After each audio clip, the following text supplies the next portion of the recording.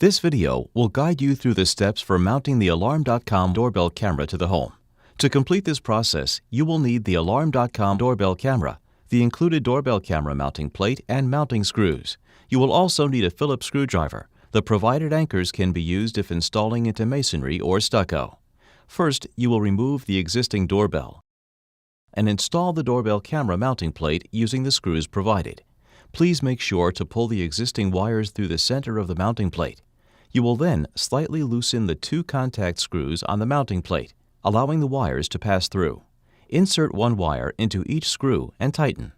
Give the wires a small tug to ensure they are secure. Be sure to tuck in the excess wiring.